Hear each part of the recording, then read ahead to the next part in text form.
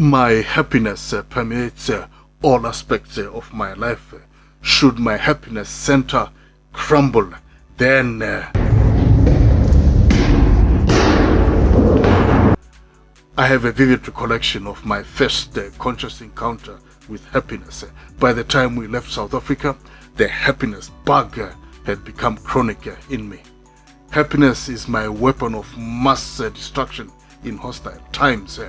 Happiness is my magic carpet ride to... My happiness is self-propelled. My happiness and my ability to sustain it are a gift. The idea is to identify your sources of happiness. Happiness is an extraordinary thing.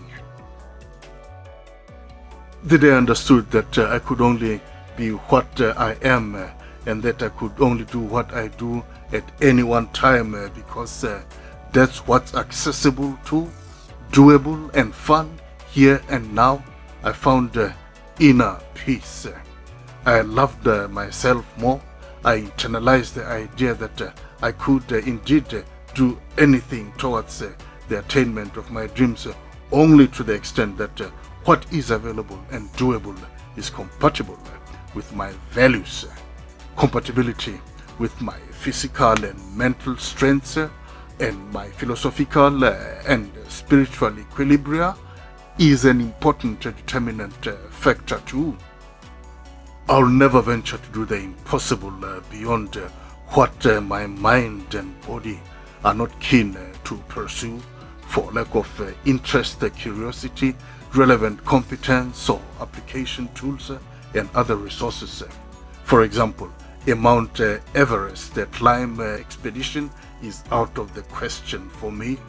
Neither do I even dream of traversing the Antarctic to reach the South Pole. I walk on the moon in my poetry only. I'm simply not cut out for these. No love lost. Nonetheless, I do profoundly admire those people who partake and succeed in these and other related extreme effort endeavors.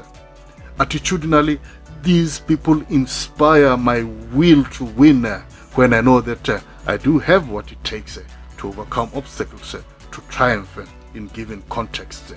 That is how I could, in the comfort of my creative work studio on a tropical island somewhere, exclusively sit, think and write and think every day of my life until the end of time. That's me. My extreme spot is my far-reaching, deep tranced, time-unbound literary creative exploits, mind games. If I cannot synthesize for myself any independent, scientifically sound, humane explanatory model for some material or conceptual endeavor I am challenged or are tempted to perform or be part of for any purpose, I am not likely to do it. This attitude has enhanced my sense of freedom in the free world.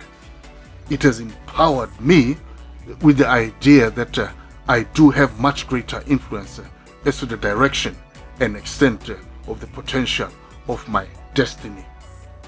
Unpredictabilities of nature, human vulnerabilities against the forces of nature, and world socio-political conditions notwithstanding, my finding inner peace has enabled me to better know myself, appreciating my strengths in the hustle and bustle of living, whilst not trivializing my apparent weaknesses in given situations. I never put much thought into the former. If I am weak at it, then it's not important for me. I care but little about it. I'll always strive to harness all the strength I need in my efforts to realize expected objectives of any endeavors that are of significant importance for my survival or fulfillment of my professional and social obligations. Thanks to the inner peace that I enjoy, I've come to appreciate my origins more and more. I value more my parents and I respect my lineages even more. All the glory I've basked in and the hard times that I've had to endure in my life so far have more meaning now. The continual existential lessons owing to these life experiences form the foundation upon which my emotional, spiritual and mental philosophical premises stand. I have a greater sense of confidence in my perennial work to carve spaces of safety and comfort conducive to my creative work growth and consolidation. My hope for and faith in arriving at a future of light and abundance into longevity and immortality are enhanced. I have never been more optimistic about the future. In my current state of overall well-being, I find myself risen above, if not distanced from all the major primitive, hate-laden man-on-man murderous wars, tragedies in the world today. Daily, the world is online, fed in real time, surreal images of extremes of cold-hearted human brutality played out by man on fellow man. All this is beyond my comprehension, defeating my capacity for independent, scientifically sound, humane explanatory model formulations in my endeavors to better understand my world. So I withdraw, look into myself and revel in my inner peace state of being in my war-free corner of the world. I look into my immediate world and marvel at how blessed I am to live the life that I live where I live in Norway. Many a workday at my place of work is started by the smallest kindergarten children coming over to check out and learn about the wonderful works of art displayed here. When the mood is right, I get to sing for the children the first lines of the song, The Greatest Love of All. I believe the children are future. Teach them well and let them lead the way. Show them all the beauty they possess inside. Recollections of the joyous moments this unofficial bonus show creates for all I'll take with me to my grave should I die. Throughout the work days, Tuesday to Sunday, locals and international tourists of all ages and walks of life flock to my workplace of beautiful things. Interacting with all these people is a joyous privilege that invariably contributes to the fortification of my inner peace state of being. I'm happy at work. My happiness permeates all aspects of my life, the visible to the external world and the invisible that form the core of me, my essence that only I can experience. And for them, the latter is so profound that I cannot explain it in words. I only know that it's there and it plays itself out all the time in my interactions with people at all levels, be it professional, work or social settings. It plays itself out in my solitary moments also. That's how it is that I don't know what loneliness is as a personal experience. If I have an evergreen, loyal, lifelong companion, it is my happy all the time state of being. My jovial disposition is legendary even to me. I've been happy all the time for as long as I can remember. My happiness lives a life of itself inside of me. Of course, people and things will frustrate and anger me from time to time. I'm only human. I will express my frustration and anger in one way or another. The intensity or severity of my sentiments and reactions depends on the gravity of the matter as I see it there and then. But the core of my happiness has yet to crumble. Should my happiness ever crumble, then that would be my demise. Goodbye world, goodbye beautiful people. I associate my first conscious encounter with happiness with Boxing Day morning 1964. I was 4.5 years old then. Neighborhood children poured into our home yelling incessantly, "Christmas box, Simon's father, Christmas box." In what I would later understand to be Father Christmas style, Papa came out of our house carrying a large box full of various kinds of colorful and noisy toys. There were lots of candies too. I stood there in amazement looking at these children happily pouncing upon the box, each child seeking to get as much as possible of the presents therein. Letting go of the box and stepping aside in some effusive laughter fit, my father showed the happiest moment of him, the like of which I would never see again after this. A short while later, Papa, together with my mother and grandmother, gave me my boxed present. I never got to find out what the present was exactly, because I soon lost it in the melee of happy children all around me in our yard. That Boxing Day 1964 children's party would be a one-time event that made a lasting impression on all the neighborhood children and their respective families. However, Papa would continue thrilling us children by every so often buying us ice cream from the ice cream bicycle men doing business up and down the streets. This would last until my family left South Africa in January 1975. By the time we left South Africa, the happiness bug had become chronic in me. I've got the incurable exhilaration jungle fever. I'm ever happy by default, therefore.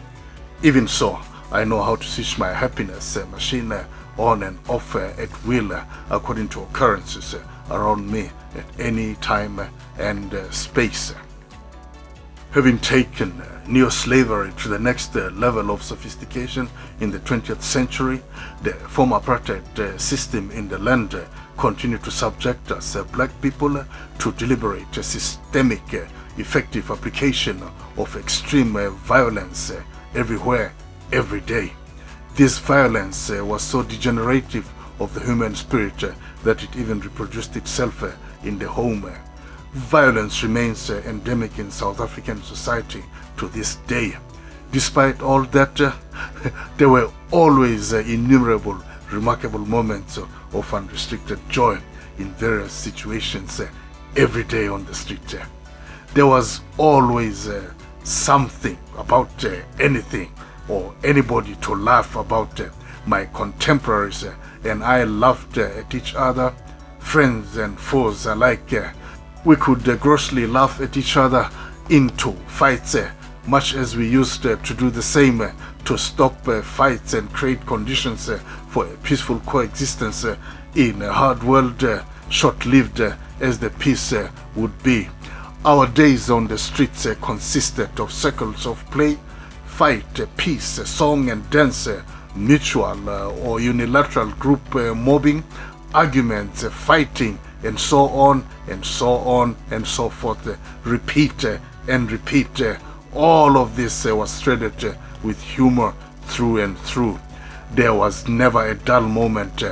At the grossest levels, we used to both weep for and laugh at those that got knifed and killed on the streets. Humor as dark as it got, chilling childhood memories. The appearance of the bioscope in our midst from about the close of the 1960s onward introduced us to cinematic comedy shows that took our appreciation of humor and our storytelling capabilities to the next level. Unforgettable all-time favorites included the Three Stooges and of course the outrageously funny Charlie Chaplin.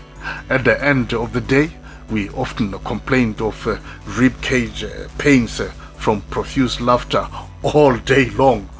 Bodily pains from fighting blows were part of the humor drive, so they didn't matter so much to the extent that no one sustained acute injuries. Looking back, we were a happy lot, defying the evils of oppression with humor. We learned to use humor to endure or overcome the most difficult life experiences on the streets, at school, and in the home. To this day, if it's not worth wasting my time on, I diffuse potentially harmful human relations, tension moments with smile and laughter. It works all the time, almost. I have yet to make a stone laugh, but then again, a stone knows nothing about human relations. When a human being is as thick as a stone, I can't help them. Conditional upon neither the boundaries having been crossed, nor the swords drawn, yet my ability to manifest my state of happiness through humor has on many occasions in time been a powerful diplomacy agent in the face of all kinds of hostilities in all kinds of circumstances. Some people derive and celebrate their happiness states by bombing others. Diplomacy work is explosive here. If I can laugh about the absurdities of some overtly provocative antagonism towards me, I may be willing to resolve matters peacefully through talk if the talk is mutually tenable. I might also choose to simply walk away to de-escalate the potential for violence outbreak, possibly permanently severing any further links with the antagonist. Short of eliminating unpacifiable antagonists, I opt to isolate and exclude them from my life in spaces and situations that I have control over, as in my feelings. I don't know how to accommodate the detractors of my right and potential to be happy, and to not unduly repress my happiness expressions. When I'm happy, I'm strong, I'm resilient, I'm confident, I'm dominant, I'm optimistic, I'm logical, I'm a charmer, I'm sensitive, I see beauty in all things, I'm an open book, I'm discerning, I'm patient, I'm tolerant, I'm free, I'm fearless, I can be brutal, I'm invincible, gregarious like hell, I win my fights clean. No broken bones, no blood spilled, no death.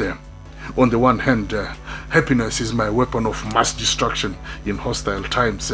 On the other hand, happiness is my ballistic missile shield against personal evil forces. Therefore, happiness is my magic carpet ride to longevity and immortality. It is my means of disabling animosities, ensuring victory over my enemies with laughter, crumbling the grounds upon which they stand.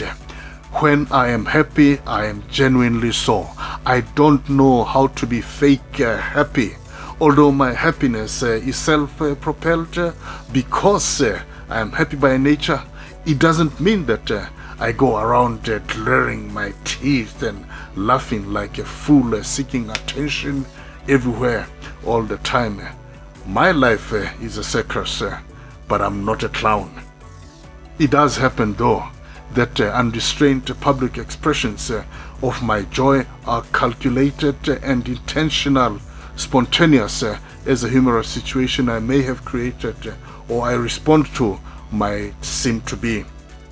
This may be to create confusion and destruction in foreseen or proceeding conflict situations, preempting potential escalation to violence. It may also be to break the ice when meeting people for the first time for any reason, or to ease the tension in challenging interpersonal communication skills scenarios, as in negotiations at any level. My happiness expressions are not dependent on any intakes of chemical or herbal central nervous system stimulatory substances. I don't consume tobacco in any way or form. I don't do any form of drugs, neither through inhalation nor intravenously. I very rarely drink alcohol, and whenever I do drink alcohol, it is never because I'm in the chase for happiness.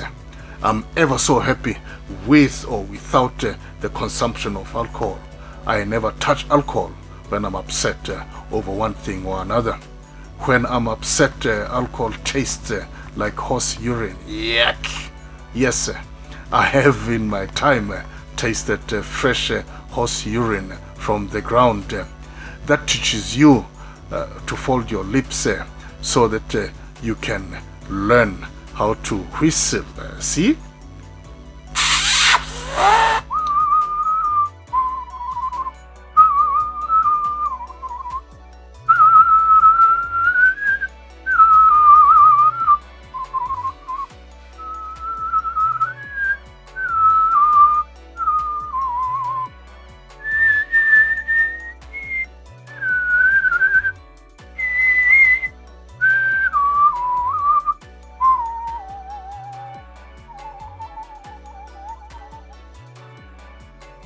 Inner happiness doesn't have to be expressive all the time. Some of my truly happiest moments are when I feel happy inside, enjoying the happiness I feel as an exclusive private affair of mine. Solitary joy, as I call it. These are the moments when I'm at my most perceptive and most creative. Moments of illumination.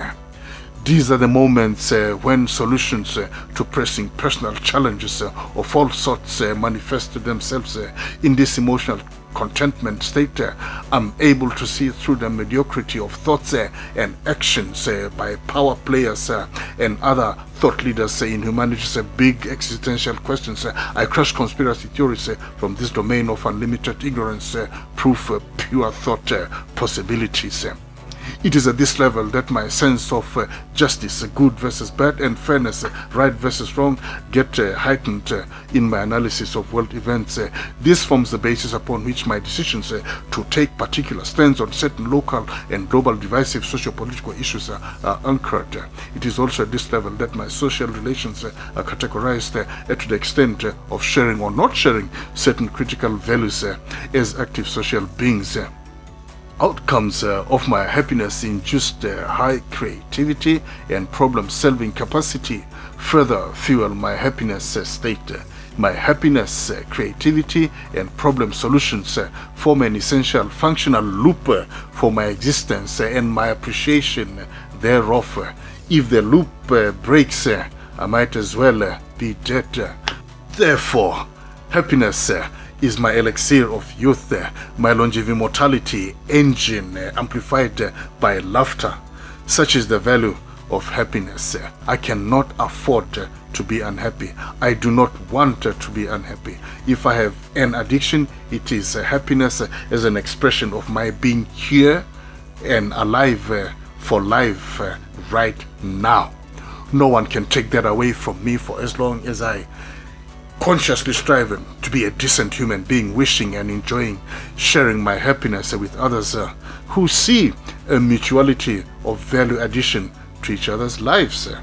My happiness and my ability to sustain it are a gift I'll treasure for life.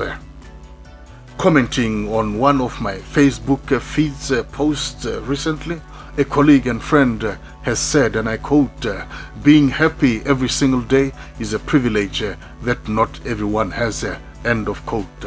I agree with that statement only partially, and that is looking at the statement as an expression of humble gratitude for being able to live on ever generous doses of happiness daily. The idea is to identify the source of the happiness doses. I shall address this aspect a little later in the presentation. A privilege is a good enjoyed at the pleasure of external forces, be they human relations dynamics or random, if not predictable, circumstances prevalent in nature. The privilege may or may not have strings attached. However, the assumption is that the privileged recipient has little control over the provider or facilitator of the particular privilege enjoyed. The privilege afforded to one by the high and mighty could be used as a manipulatory or control tool by the latter. As such, the state of being happy experienced and lived as a privilege may not be sustainable. In my world, happiness as a lived experience and feeling is a personal, non-negotiable human right to enjoy and share with others, if so desired. The sharing is done through various communicative means and platforms. I do acknowledge the ubiquitous prevalence of overwhelming, tangible, personal, societal, and natural challenges constantly working at destroying our basis for being happy. Nevertheless, I maintain that we do have both the potential and capacity to choose to be as happy and as expressive of happiness as we wish to do and to be. A person's foundation of self-knowledge is a key prerequisite to mastering the skills of how to be happy as a conscious mental and emotional choice according to events occurring around the individual. The latter may, for example, include the attainment of certain predetermined material or conceptual goals, which, for instance, could be to reach stated production targets at work.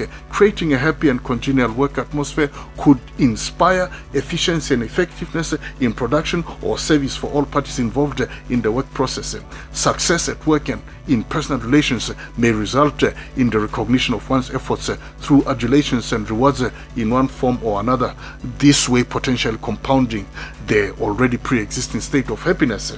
A person who thrives in happiness is likely to strive to create conditions for happiness to bloom for as long as possible. I have learned that happiness never comes to me of its own accord. The happiness living inside of me is a given, but whether I'm solitary or in public, I attract and receive at least as much happiness as I feel inside, or the happiness that I radiate according to prevailing circumstances and space. My permanent inner happiness notwithstanding, I can at will switch on and off outward flow of my happiness as necessary. It is not always that the environment shall be positively receptive to my exuberance, and that's okay. Misunderstandings, insecurities, and prejudices are also prevalent everywhere people interact. These are common threats of happiness. Identify your sources and hacks of happiness. Own them for the empowerment they afford you for your overall health and well-being, thereby fortifying your physical, mental, emotional, and spiritual resilience, opening up your mind to realms of possibilities beyond what the eye can see. This makes for your optimal performance potential in the things you do both for a living and recreation. Make longevity your goal as gratitude for your gift of happiness as your prime mode of existence choice. Happiness makes for the attainment and creation of extraordinary things. The extraordinary curve permanent spaces in human memory banks. You become immortal out of your deeds, claiming lasting recognition in history. Worry not, be happy. Live forever through your mark in history, inspiring others to seek and live for happiness always. Happiness is the way of love and peace, attributes that humanity so sorely needs today.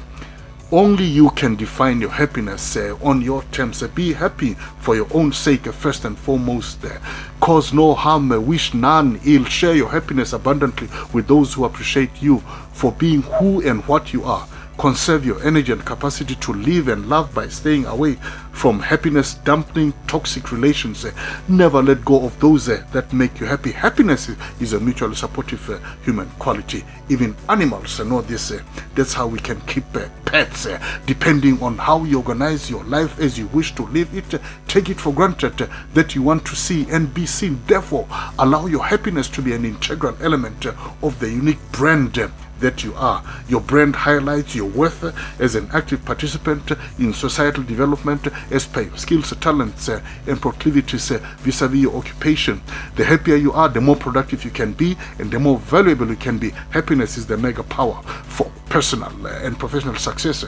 Try it, you'll see. It works all the time. Not all ever happy people are buffoons. You are happy because you have a brilliant mind.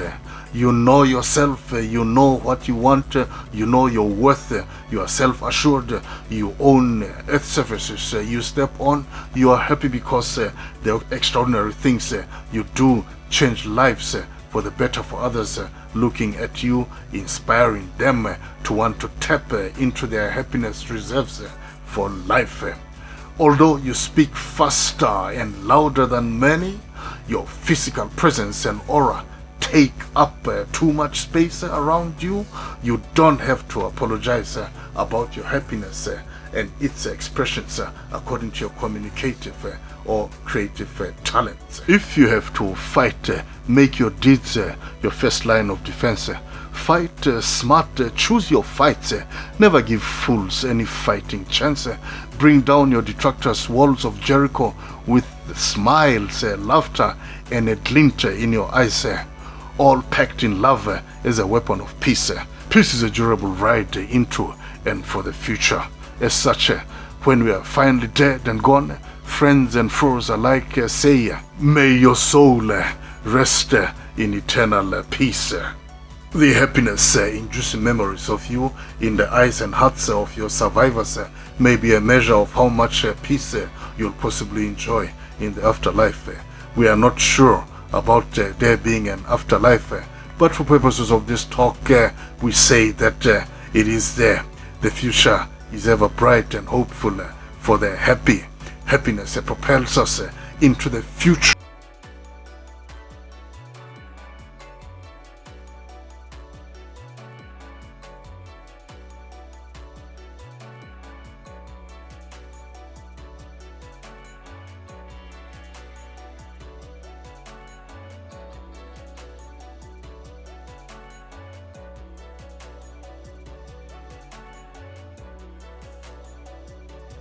Before you go, thank you for watching. I hope you've enjoyed the presentation and that you found it of value.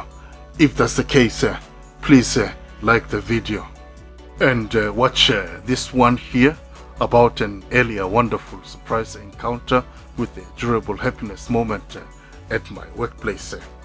And if you've not done so yet, please subscribe to the channel here. I'll see you the next one, and Merry Christmas 2023.